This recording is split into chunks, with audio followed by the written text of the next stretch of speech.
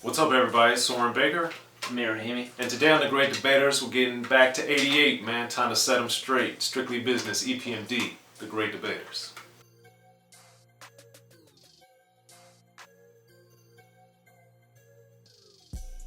Alright, Amir. So today on The Great Debaters, we're picking our top 3 tracks, favorite tracks, best tracks, all that, on EPMD's Strictly Business album. This album came out in 1988. I remember distinctly, this was another example of being at basketball camp at University of Maryland. I was there with Craig Dorsey, and I remember him buying this on vinyl. And I bought Schoolie D Smoke Some Kill on vinyl. So we bought 2 great albums on vinyl that day. So I was hearing it back in the day. What about you, Amir? What were your first thoughts when you heard Strictly Business by EPMD a few years later? More than a few years later, that's for sure. So this is one of the first albums that I got. I was probably 13, maybe 14. Okay. And I remember first seeing the You Got to Chill video on, I don't remember if it was VH1 or MTV, one of those music video stations, and it was on one of those top lists. That's usually how I found a lot of the music from the 80s or 90s that I ended up buying in that time. So actually I bought this album probably off Amazon or in Best Buy or something like that. And then I remember at the time I was listening to a lot of N.W.A. and rappers more in that vein. So when I listened to the Strictly Business album, I just wasn't that crazy over it. And I wasn't crazy about it. I don't know, I guess the mind frame I was in, I wanted more N.W.A. kind of music, and this wasn't as similar, even though they were both in 88. So I kind of pushed it to the side. It wasn't until years later where I listened again. I was like, this is genius. Pretty much. First of all, Erick and Parish, number 1, great. Then we get DJ Caleb Boss, who is killing it on the album. Absolutely. And it's just this. Okay, you know what? I'm just gonna get into one of my picks. Go for it. Okay. You're a Customer. Is one of them. And honestly, all of my picks are just, it's kind of the same reasons, really. Okay. And that is, Erick and Parish are really just flowing. They're literally so good together, I think. And the chemistry, it's clear, right? The production is out of this world in terms of samples, in terms of how they use the samples, in terms of the cutting, the scratching, everything that Caleb Boss is doing, everything that Parish is doing, everything that Erick Sermon is doing, right? I think it's quite genius. I think just not only the samples that they're using, but especially I think if you're a younger kid, let's say you're 15, 16 listening to this album in 2020, it's kind of you'll hear these and be like, well, I heard Nas use this sample. I heard this person use this sample. I heard that. And then it's these guys are doing it in 88. Right. And it still sounds excellent and better than a lot of the people who use it later. So You're a Customer to me is, and I know you want to say something, You're a Customer to me is one of those examples. One thing that's interesting to me is how they start off the song saying, "Knick knack, paddywhack, give a dog a bone." And to me, I'd heard that phrase a few times. I'd heard it, Big Daddy Kane said it, I heard them say it, and then they had a song on the next album, K Solo, called Knick Knack, Paddywhack. So I was like, why is this phrase so popular? I don't know. Maybe it was an 80s thing, I don't know. But then they do that, and they kill it. One line that confuses me, and maybe it was an 80s context thing, and maybe you can weigh in on this, I don't know. But there was a line in there where PMD says, "Smack me and I'll smack you back." And a lot of people I've seen online were saying that was a diss at Rakim because on I Ain't No Joke he said, "You can get a smack for this." And to me, I'm listening to this way later, I'm like, how is that even a diss? I don't know, I don't really get the subliminal in that regard, but apparently they had a very minor subliminals at each other. So is there any validity to that, you think? Or Well, if you listen later on, so what you're saying, when he says people say we sound like the R and our music is whack. So basically, that's '89. So that's after this, and I think that there was I should say, not I think, people and this thing going on of they both rhyme slow. They're very particular and deliberate with their words. They're both from Long Island, and I mean EPMD and Rakim. Correct. So I think there was that kind of thing going on, and by comparison to what most of rap was at the time, especially the New York rappers, you know, they were a lot more had a lot more bravado and chest thumping, and like LL were like loud and proud and excited, like Run-DMC, LL, you know, they're much more out there. Even Big Daddy Kane, you know, a lot of his stuff that was starting to come out. So yeah, I mean, I could never tell if they're in reality or not, and I've never asked any of the parties involved, even though I've interviewed even though I've interviewed Rakim, Parish, and Erick multiple times over the years. I've always had many other things I'd rather focus on, so I never asked them. So I don't know specifically, and I don't remember this line in particular. I'm sure they've talked about it, but I haven't seen them talk about it, so I don't know. But that being said, this song is astounding, just like every other song on this album. So the thing is, it's not one of my picks because in certain ways, I would argue 7 of the songs on this album are very similar in the sense that they're a little bit of stories, a little bit of messages, a little bit of this, a little bit of that, but it isn't, other than 3 probably, that have very particular distinctive story through lines or themes. The rest of them are more like kind of bragging type of raps. Mm-hmm. So for that reason, while this is one of my, you know, it's hard to say there are any bad songs out of these 10, so I'm not going to say there are any because I don't think there are, but this is not one of my top 3. But I'm going to go with the one that starts off the album, the title track, Strictly Business, because one, as with all 10 tracks on this Strictly Business album, the production, I love that beat. I think it's phenomenal.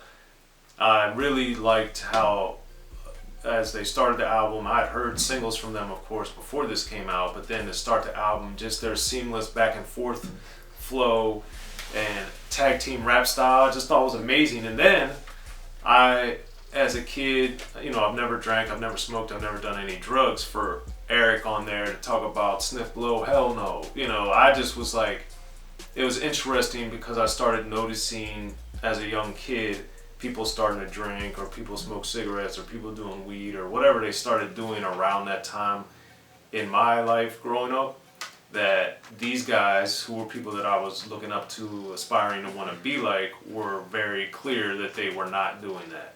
So that just always really stuck out to me, and it was on a single, and it was a huge song, and it was these guys that I idolized. So that really stood out to me, beyond the fact that the rest of the song, of course, is genius, and you know, we see Warren G, among others, use this sample later. So Strictly Businessman, and it just set off the whole business motif that they used throughout their discography. And I just thought that the song, man, it was so good, and how it was a faster song also beat wise, or at least the feel. I don't know about the technical BPMs of it, but the feel of it was faster than a lot of the rest of the album, which is much more slow and in the cut, in the pocket. So I just liked the feel of it. It had a more energetic feel in the speed and the tempo wise. So that's my first pick. What did you think about Strictly Business? It was really good, and one thing that I like that you touched on is kind of like the business theme as well, because I always like when rappers and artists stick to things like that. For example, you know, we see business throughout their whole career, and then we also see Jane. Jane is a song that they have on multiple albums, Jane 1, 2, 3, etc. And then even the people that they had worked with, like we get Redman, and he has his Superman Lover story. So it's always dope, and you can tell like the clear influence that they had on Redman, and not only influence but clearly helping Redman tremendously throughout his career as well. But I want to get into another one of my picks, and that would be You Got to Chill. And this is the song that brought me onto this album when I was like 13, 14, however old I was. And just that beat to me was just crazy. I like the video as well, how you have Steezo like dancing. You got, there's certain parts of the video where Erick and Parish were like, I don't know where they were, but they were in somewhere that was cold. Yeah, they were in a freezer. They were in some freezer. And their breath is like, you can, every time they talk, you see their breath. And then like you see a freezer and there's the ice, you see other stuff. So I thought that was pretty funny, but obviously fitting. And then just like how cool, no pun intended or pun intended, how cool the rhymes were, right? Like Parish had one line where he says, I like to let my rhymes flow, and at 12 I hit cruise control. And I just think that is just so smooth and so dope. Like, this rapper is hitting cruise control. Like, that is crazy. That's like rhyming is my life. I can hit cruise control on it and it'll still be dope. To me, it's so simple, but so dope. And it's like, kind of like what you were saying, there's a lot of like, kind of like punchlines not in your face, but bragging lyrics and a lot of stuff like that. And I feel like a lot of my picks are kind of like that. I just want to hear the MCs rap, and I want to hear a crazy sample and a dope beat, and I want Caleb Boss to do his thing as well. And I think this song is just, man, and also the cover of the single.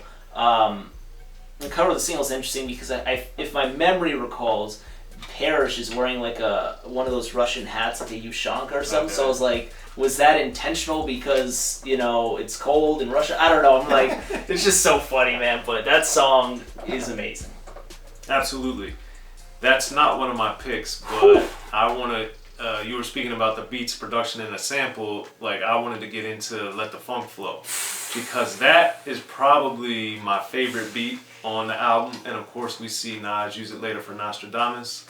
And I just remember when I first heard that beat, it literally took me so many listens to even get to the lyrics, because I was just so like mesmerized or hypnotized or whatever I was listening to this beat, and the scratching that they had on it, and then the samples and stuff. I just couldn't take myself into the lyrical side of it, man, because this beat, it was just mesmerizing. And that's something that EPMD, not only on Strictly Business, but I would argue through their entire catalog, has really done an amazing job. There's some of the best beats, in my opinion, in rap history, and we see, I would argue, that being backed up by the fact that so many people sample them or use them in the exact same ways that they do. Not years later, but like a decade or two later, they'll use an EPMD thing in the exact same way. So just on the beat alone, I would have picked this song. And then, like the other braggadocio type of songs on here, it's just their tag team rap style and back and forth, and their like cool demeanor, and they have that like detached persona, but they're super tough at the same time. It's just amazing, man. And Let the Funk Flow, man, it just, the sound of it is just, I still get excited anytime I hear it, which is unfortunately rare. But when I do hear it, I'm just like, man, this beat is incredible. That's my second pick. Dude, that song is wild. It's so good. And for similar reasons, as I've stated and Soren stated, my third pick, it's my thing, man.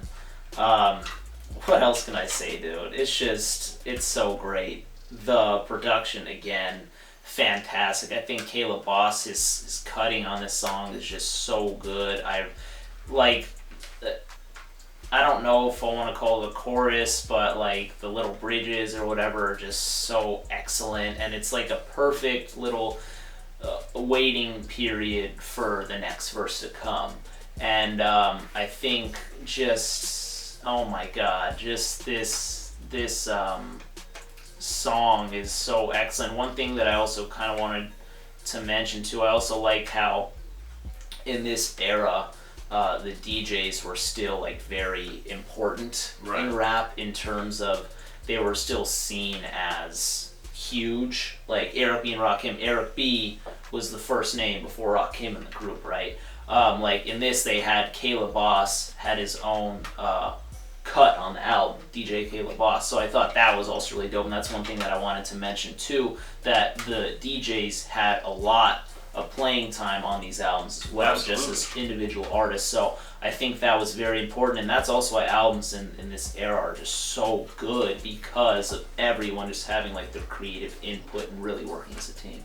Absolutely. And this is my third pick as well. The beat, of course, we hear later used by the Alcoholics, Only When I'm Drunk. We hear it later used by Drew Down on Pimp of the Year. And then we hear, of course, it later used by Jay-Z on the Ain't No Guy, like the one I got. So this beat is just, again, astounding and amazingly done. And Parish in particular I liked on his song just because I think his tone, his husky, muscular type of voice sounded so well with this funk, the 7 Minutes of Funk sample, and I just think it's just a perfect match, man. Like, it just has that pocket where they're just so funky and smooth in it at the same time, but yet tough. So it's just, the whole thing about it is just amazing. I think that really carries a lot of this album and why I think it's just phenomenal. And MC8 and I did a best albums episode on this on Unique Access, which you guys should watch, because 8 really broke it down in his perspective, being from Compton and listening to this album in '88 before he got on in a major way, and just it's just amazing, man. And this album is just so good. But those are my 3 picks. Those are Amir's 3 picks. Make sure to like, subscribe, share. Hit us up in the comment section. Somebody will hit you guys back and let us know what you guys think of EPMD Strictly Business. I'm Soren Baker. Amir, Rahimi. The Great Debaters, y'all. Be sure to check out the history of gangster rap by Soren Baker. He's official. History of Gangster Rap features exclusive interviews with Ice-T, Snoop Dogg, MC Ren, the D.O.C, and dozens of others. The History of Gangster Rap, a definitive look at how Los Angeles changed rap forever. In Los Angeles, the streets definitely set the tone of the hip-hop music. At 19, I got a $50,000 car. My whole angle always was, I'll be street, but I will always tell you the horrors that go along with this life. There will be penalties and casualties for just wearing the wrong color in somebody's neighborhood. And once gangster rap made it from the streets to the TV, the genre exploded. What's that 5 on your TV back with N.W.A? Yo MTV, it just catapulted us from being local heroes to national gangbang rappers. The History of Gangster Rap discusses it all from 1980 up till today. There's always gonna be shit happening in the streets. You know what I mean? So it's always gonna be something to talk about. The History of Gangster Rap in stores now.